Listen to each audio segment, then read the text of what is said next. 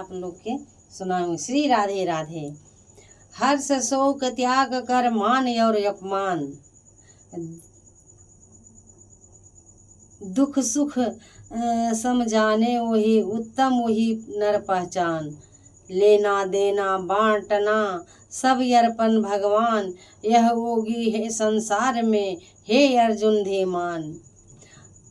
स्तुति गाले समझान कर जीवन करे व्यतीत, उस योगी की जगत में होती अर्जुन जीत। मेरे अर्पण कर्म करो करे नहीं अभिमान, मुक्त जीव वह जगत में, यूं कहते भगवान। जय श्री राधे राधे। इसका अर्थात इसका कहानी है 6वां अध्याय का। श्री भगवान बोले, हे अर्जुन, जिसको कर्म फल और आसक्ति नहीं और फिर भी कर्मों को करता है, वह सन्यासी और योगी है। और जिन्हें हवन आदि लौकिक कर्म छोड़ दिए हो, वह कदापि योगी नहीं है। हे अर्जुन, जिसको सन्यास कहते हैं उसी को कर्म योगी का जानो, क्योंकि विकल्पों के त्याग किए बिना कोई भी योगी नहीं हो सकता। जो ऋषि मुनि योग प्राप्त की इच्छा रखते हैं, उन्हें उसके लिए उनका साधन कर्म ही है, और उनके पूर्ण योगी होने का उनका ज्ञान पूर्ण होने का साधन है। पूर्ण होने का साधन उनके चित्त का समाधान है।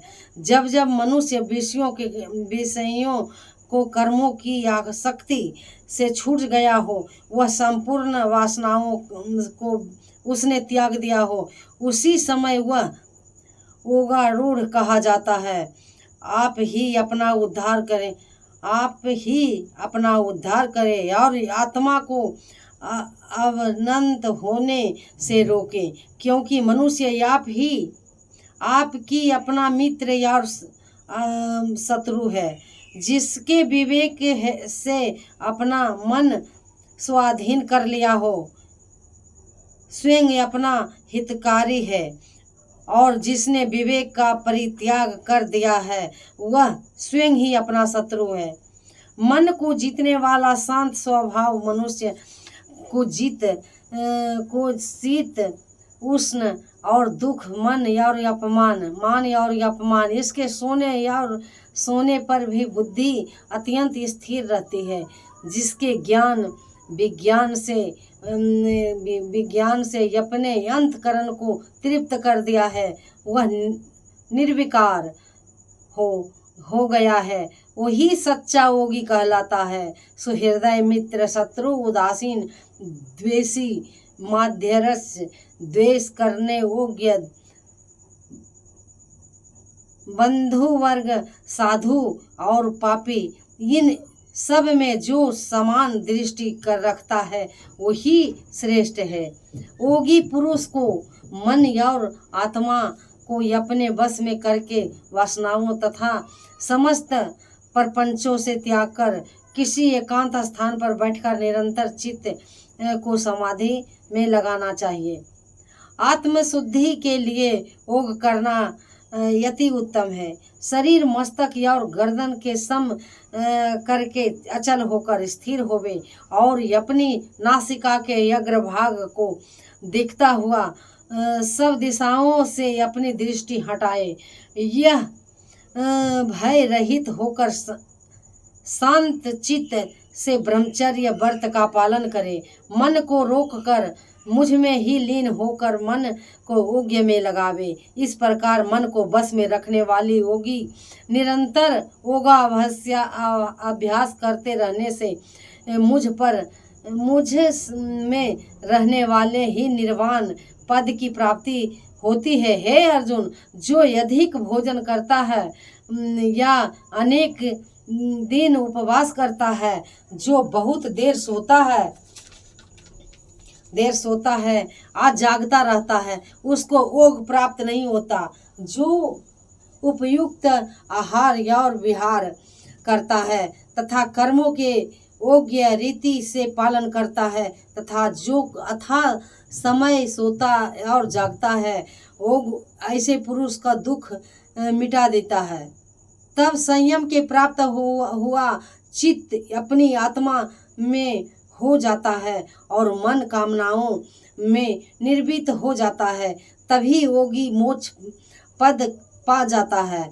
जिस प्रकार वायु रहित स्थान पर रखा हुआ दीपक चलायमान नहीं होता, उसी प्रकार योगी अपने चित्त को निश्चल रखकर उसका संयम करता है और अंतःकरण में समाधि लगाता है। जिस अवस्था को अभ्यास के कारण चित्त का वेग रोक कर विषयों को पृथक होने लगता है और जब शुद्ध अंतःकरण को आत्मा को देखकर आत्मा में ही संतुष्ट होता है, जिस अवस्था में वह अत्यंत सुख जो इंद्रियों द्वारा जाना नहीं जा सकता, वरन केवल बुद्धि से ही जाना जाता है और वह योगी अनुभव करता है, तो वह आत्म स्वरूप में स्थिर हो उसके विचलित नहीं होते।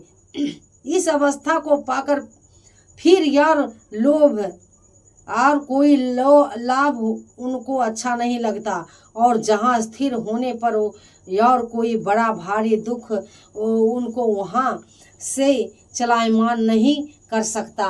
इस अवस्था को दुख संयोग वियोग कारक नामक योग जानना हो तो योग निर्विकल्प चित्त से निश्चय करके जानना चाहिए।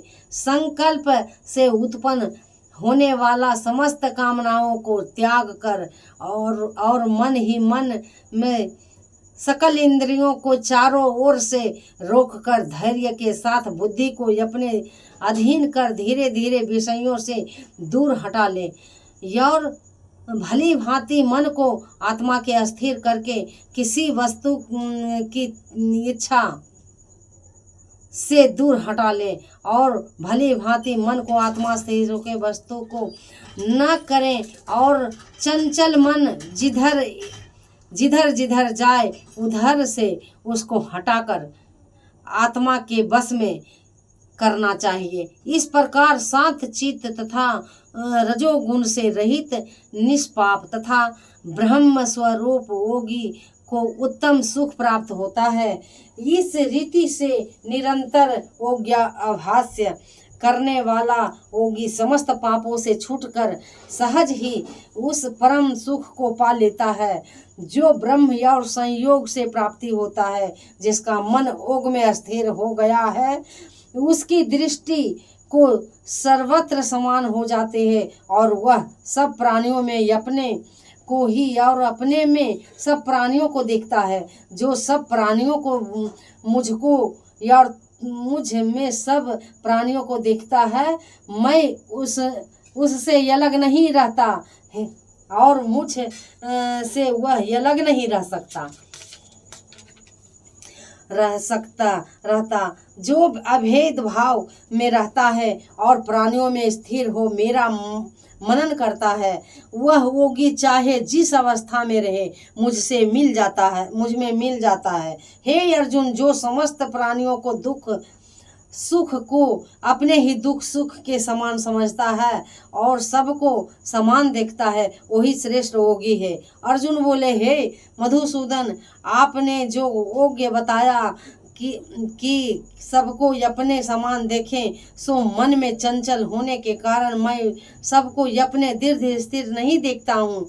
हे श्री कृष्ण, यह चंचल मन बड़ा ही हठी पराक्रमी और दृढ़ है। इसको अपने अधीन रखना तो मुझे वायु के बांध रखने के ही समान प्रतीत होता है। श्री कृष्ण भगवान ने कहा, हे महामहो, इसमें संदेह नहीं है कि मन ही चंचल है और इसे बस में करना बड़ा ही कठिन है। तो भी हे कुंती पुत्र, अभ्यास और वैराग्य से इसे बस में किया जा सकता है। जिसका मन बस में नहीं उसको योग्य अति दुर्लभ है। अर्जुन ने कहा, हे श्री कृष्ण, जिसमें श्रद्धा तो है पर योग प्राप्त नहीं है, करने में सफल नहीं हुआ, और जिसका चित्त योग में विचलित हो गया है, वह योग सिद्धि न पाने के किस गति को प्राप्त होता है। श्री कृष्ण बोले, अर्जुन, उसका यहाँ नाश ही होगा और परलोक में भी नाश होगा, क्योंकि उत्तम कर्म करने वाले किसी मनुष्य की दुर्गति नहीं होती। वह योग्य और यह सफल मनुष्य बहुत दिनों तक पुण्यवानों को प्राप्त होने वाले लोकों में वास करता है और फिर वहाँ से किसी पवित्र या धनवान मनुष्य के घर में जाकर जन्म लेता है। इसी प्रकार का जन्म पाना भी इस लोक में बड़ा दुर्लभ है। हे कुरुनंदन, हे योगियों के वंश में जन्म लेकर पूर्व जन्म के बुद्धि संस्कार अर्थात आत्मा ज्ञान और पाता है और उससे अधिक सिद्धि के लिए यत्न करता है। पूर्व जन्म में किए गए योगाभ्यास के बल में अनेकों विघ्न पड़ने लगते हैं, पर मोक्ष के प्राप्त होता है। योग की केवल इच्छा ही हो तो पुरुष शब्द ब्रह्म में से परे पहुँचते हैं। जो बड़े परिश्रम और यत्न से योगाभ्यास करता है, वह पापों से छूट मोक्ष को पाता है। बड़े तपस्वियों से योगी श्रेष्ठ और जो बुद्धि होकर अनेक जन्मों को परिश्रम करके सफल होता है, और ज्ञानियों से भी योगी श्रेष्ठ है। इसलिए हे अर्जुन, तुम योगी बनो। केवल मुझ में ही मन लगाकर योग प्राप्ति के लिए जो मेरा भजन करता है, उसको समस्त योनियों से मैं अत्यंत श्रेष्ठ बना देता हूँ।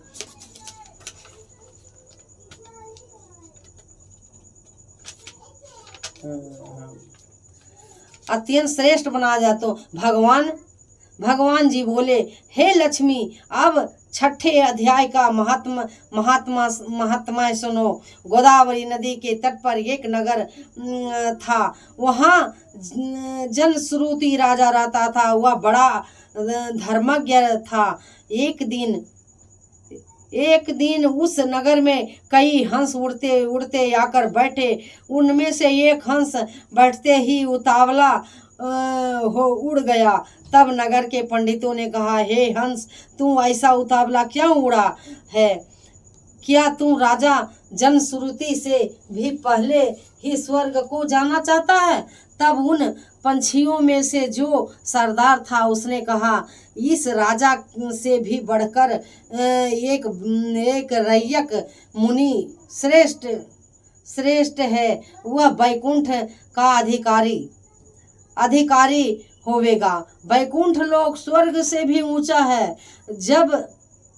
जब वह वार्ता राजा को ने सुनी, तब मन में विचार किया कि मेरे से उनका पुण्य अधिक होगा, जिसकी यह हंस स्तुति करते हैं। यह विचार कर राजा ने कहा, चलकर उसके दर्शन करने चाहिए। तब राजा ने सारथी से रथ मंगवाकर उस पर बैठ प्रथम श्री काशी जी में जाकर गंगा स्नान कर ब्राह्मणों को दान दिया और विश्वनाथ शिव जी के दर्शन किए। फिर लोगों ने पूछा, यहाँ रैयक मुनि रहते हैं? लोग ने कहा, नहीं। तब राजा ने दक्षिण दिशा में गया और वहाँ भी स्नान ध्यान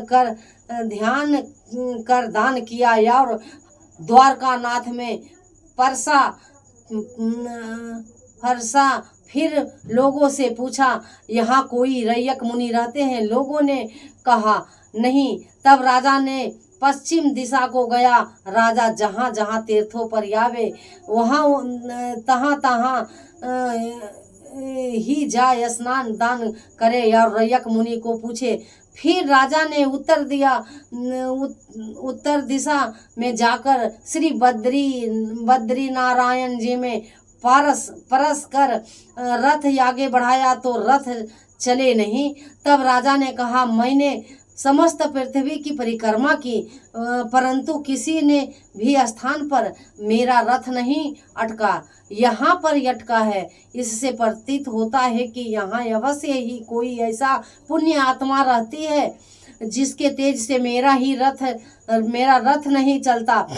तब राजा रथ से उतरकर आगे चला तो देखा कि पर्वत की कंदरा पर मुनि बैठा है, जिसके तेज से सूर्य की किरणें के समान प्रकाश हो रहा है। तब राजा ने प्रकाश को देखते हुए कहा, रैयक मुनि होंगे। जब राजा ने दंडवत कर चरण वंदना की तथा हाथ जोड़कर स्तुति की, तब मुनि ने राजा का आदर किया और कहा, हे पृथ्वीनाथ, तू चारों धाम का परसनहारा हो, पुण्य आत्मा है। तब राजा ने मुनि से पूछा, मुनिनाथ, आपका तेज ऐसा किसके बल से हुए है? मुनि ने कहा, हे राजन, मैं नित्य प्रतिदिन गीता के 6ठे अध्याय का पाठ करता हूँ। इस कंदरा में उसी का प्रकाश है। यह सुनकर राजा ने अपने पुत्र को बुलाकर कहा, हे पुत्र, आज से तू राज्य कर, अब मैं तीर्थों को जाता हूँ। इतना कहकर राजा ने राज्य त्याग दिया और रैयक मुनि के श्री गीता जी के 6ठे अध्याय को पाठ प्रारंभ कर दिया। अब वह राजा भी पाठ करने लगा, जिसके प्रताप से वे त्रिलोकदर्शी हो गए। दोनों के वन में रहते रहते कई वर्ष बीत गए। एक दिन प्राणायाम करके दोनों ने देह त्याग दी। तब स्वर्ग से विमान आए, जिस पर बैठकर वे दोनों बैकुंठ चले गए। जय श्री राधे राधे। बोलो वृंदावन बिहारी लाल की जय।